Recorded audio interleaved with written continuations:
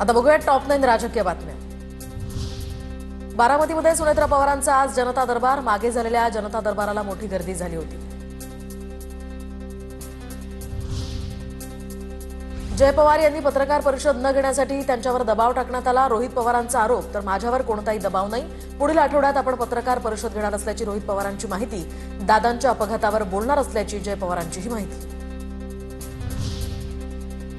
सर्व आज खासदारांना राष्ट्रपतींकडून ब्रेकफास्टचं निमंत्रण। महायुतीचे सर्व लोकसभा राज्यसभा खासदार उपस्थित राहणार। अर्थसंकल्पीय अधिवेशनाच्या दुसऱ्या टप्प्यामध्ये काही राज्यातील खासदारांना राष्ट्रपतींकडून निमंत्रण मिळणार असल्याचीही माहिती।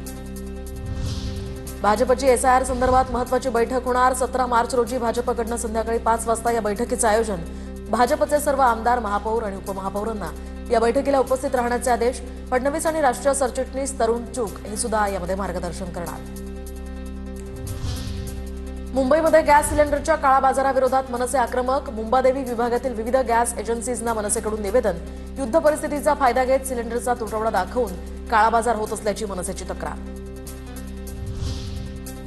धाराशिव जिल्हा परिषद अध्यक्ष पदासाठी आज निवड। भाजपच्या अर्चना पाटील यांचं नाव जवळपास निश्चित। सूत्रांची माहिती, तर 32 दिवसांच्या सहलीनंतर जिल्हा परिषद सदस्य धाराशिवमध्ये परतणार। आरोग्य विभागाच्या जाहिरातीवर गोपीचंद पडळकरांचा आक्षेप। 27 फेब्रुवारीला प्रसिद्ध झालेल्या जाहिरातीवर आक्षेप। वैद्यकीय अधिकारी गट अ पदभरतीवर पडळकरांचा आक्षेप। 1440 जागांची जाहिरात आरक्षणाच्या टक्केवारीनुसार नाही, पडळकरांचा आरोप। नागपूर महानगरपालिकेचा अर्थसंकल्प आज सादर होणार। स्थायी समितीला हा अर्थसंकल्प सादर केला जाणार। 2025 ते 26 या आर्थिक वर्षाचा 5438 कोटींचा हा अर्थसंकल्प सादर करण्यात आला होता। या वर्षीच्या अर्थसंकल्पामध्ये नवीन नेमकं आयुक्त काय धोरण आखणार याकडे सर्वांचं लक्ष।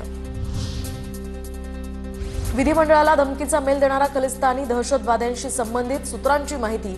विधिमंडळासह आणखी 4 ठिकाणांना धमकीचा मेल।